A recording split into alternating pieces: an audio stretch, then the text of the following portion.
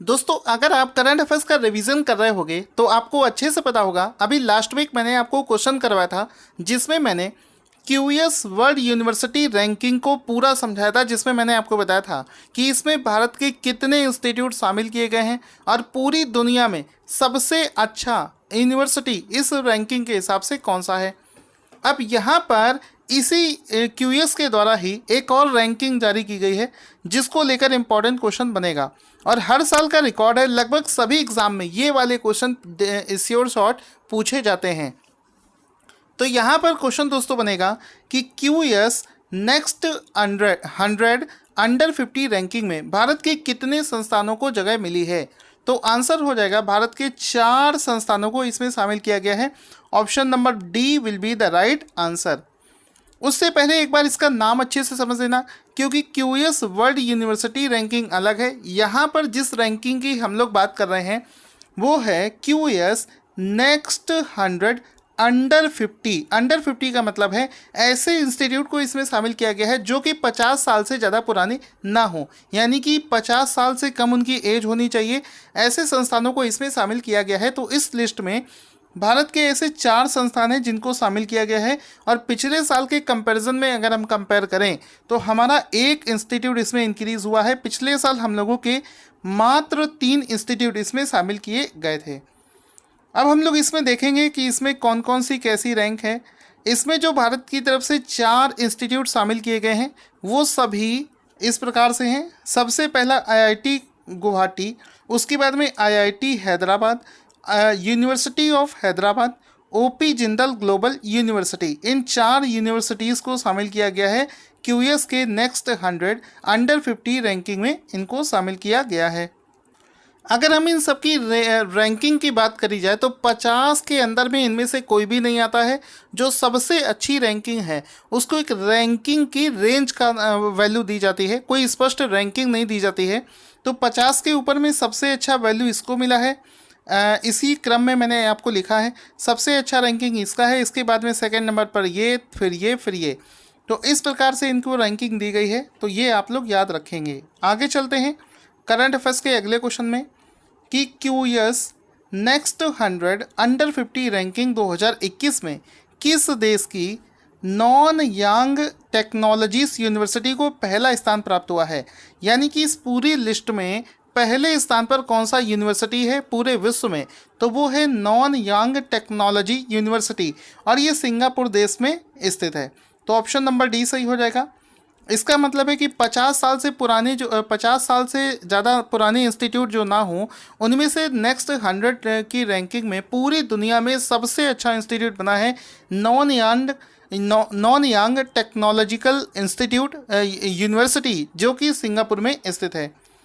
इस लिस्ट में अगर हम लोग देखें टॉप के 3 कौन कौन से इंस्टीट्यूट्स हैं तो इसमें इसका नाम भी लिखा है।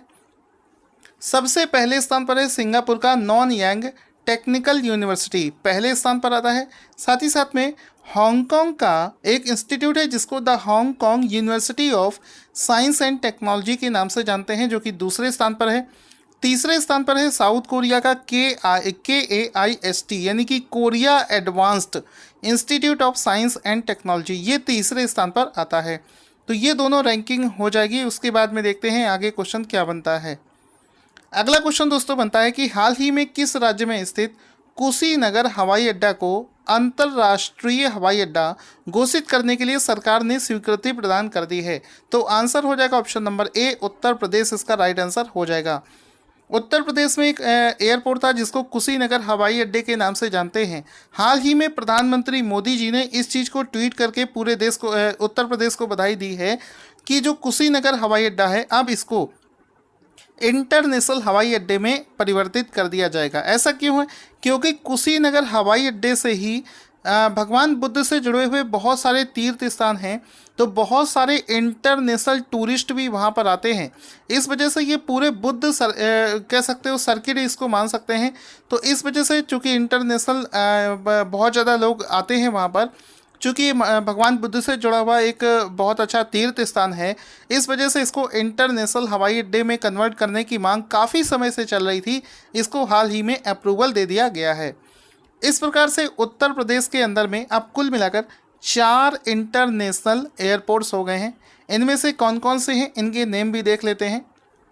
सबसे पहला तो लखनऊ में जो इंटरनेशनल एयरपोर्ट स्थित है ये है चौधरी चरण सिंह इंटरनेशनल एयरपोर्ट, जिसको अमौसी एयरपोर्ट के नाम से भी जानते हैं। दूसरा हो जाएगा आपका वाराणसी में स्थित है लाल बहादुर शास्त्री इंटरनेशनल एयरपोर्ट। उसके बाद में तीसरा है गौतम बुद्ध नगर में, जो कि अंडर कंस्ट्रक्शन है, जेवर एयरपोर्ट के नाम से जिसको जानते हैं। और चौथा हो गया कुशीनगर इंटरनेशनल एयरपोर्ट, जिसको हाल ही में घरेलू से इंटरनेशनल एयरपोर्ट में कन्वर्ट किया गया है। तो ये 4 एयरपोर्ट्स हो गए जो कि इसमें उत्तर प्रदेश के इंटरनेशनल एयरपोर्ट्स में आते हैं। चलते हैं करंट अफेयर्स के अगले क्वेश्चन की तरफ। अगला क्वेश्चन दोस्तों बनेगा कि हाल ही में क्या हुआ है कि एक राज्य है उसमें गरीबों के लिए शुद्ध एवं पौष्टिक भोजन उपलब्ध कराने के लिए किस राज्य के मुख्यमंत्री ने इंदिरा रसोई योजना की शुरुआत करी है? तो आंसर हो जाएगा राजस्थान। इसमें इस योजना के नाम से ही समझ सकते हैं, क्योंकि इसमें इंदिरा गांधी का इंदिरा शब्द जुड़ा है। इसका मतलब है कि इसका आंसर वही राज्य होगा जिसमें कांग्रेस की सरकार हो।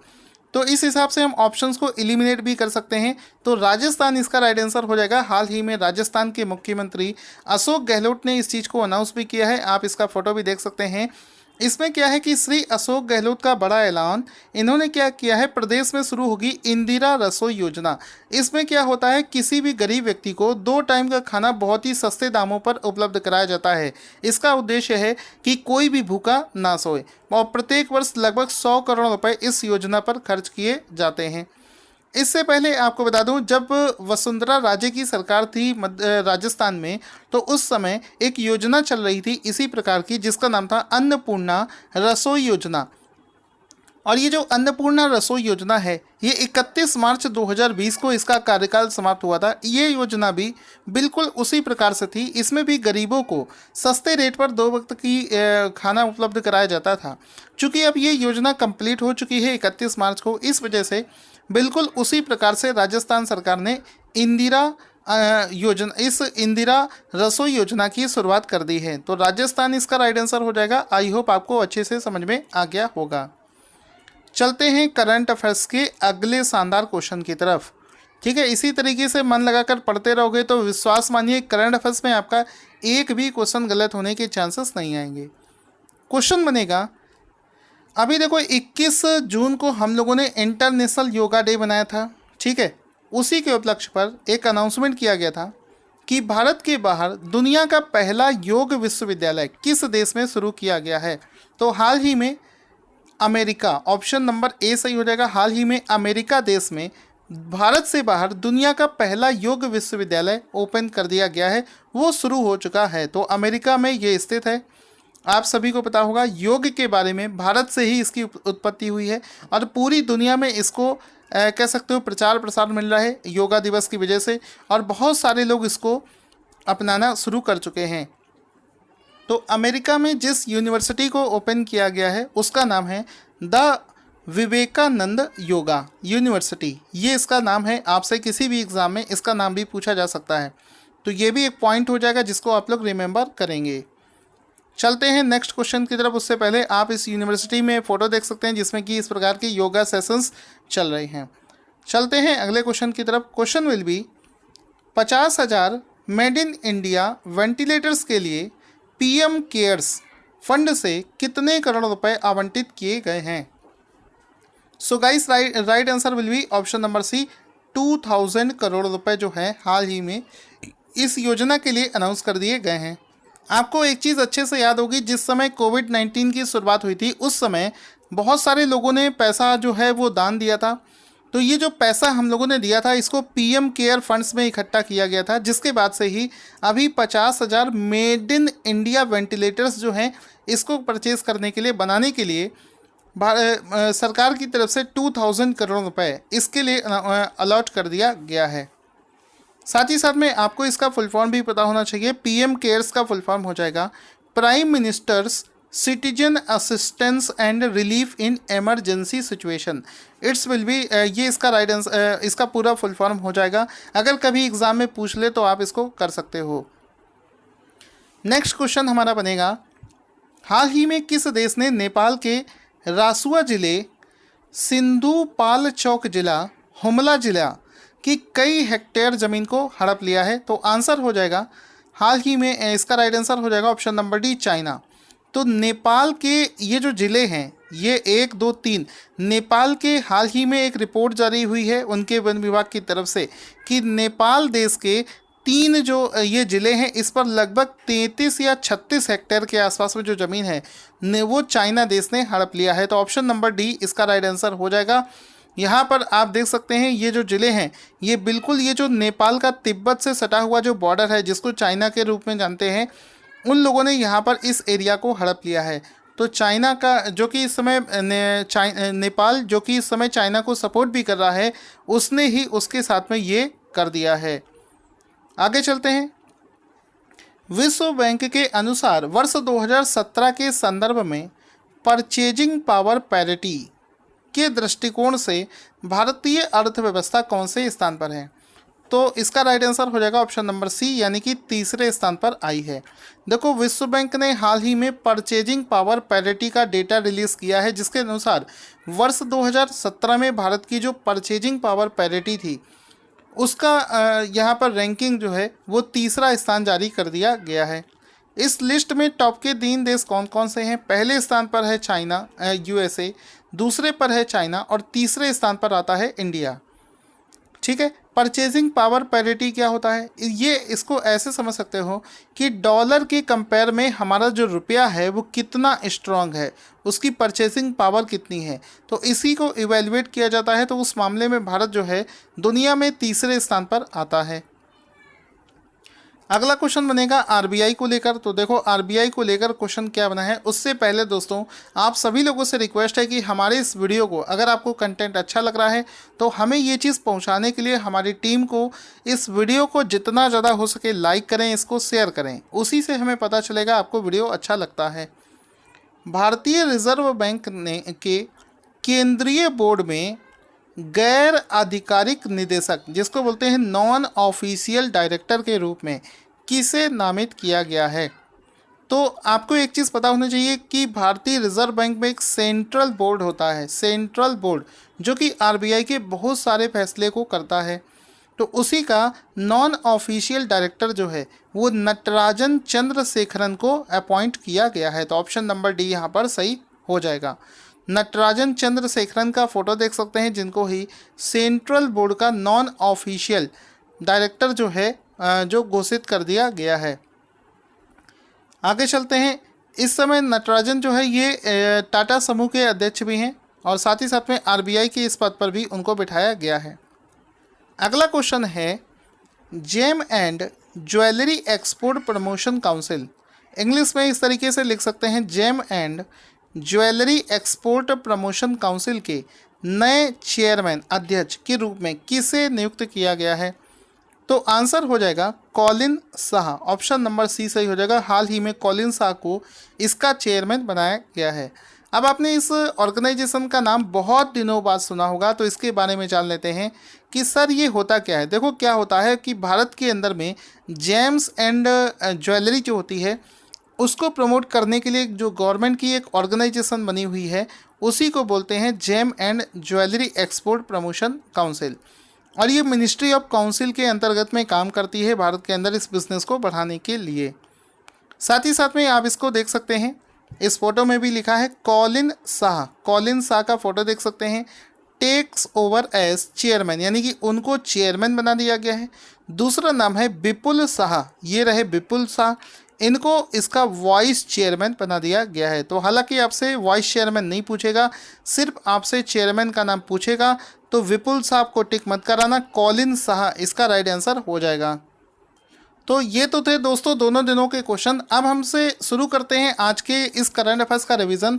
मैं चेक करना चाहता हूं कि आपने जितने भी क्वेश्चंस पढ़े हैं वो आपको आते हैं या नहीं। आपसे एक चीज़ बता देना चाहूँगा कि ये जो मैं आपसे आंसर रिवीजन करवाता हूँ, इसका आप आंसर लिख कर दें। जितना ज़्यादा लिख कर प्रैक्टिस करोगे उतना ही अच्छे से आपको तैयारी हो जाएगी।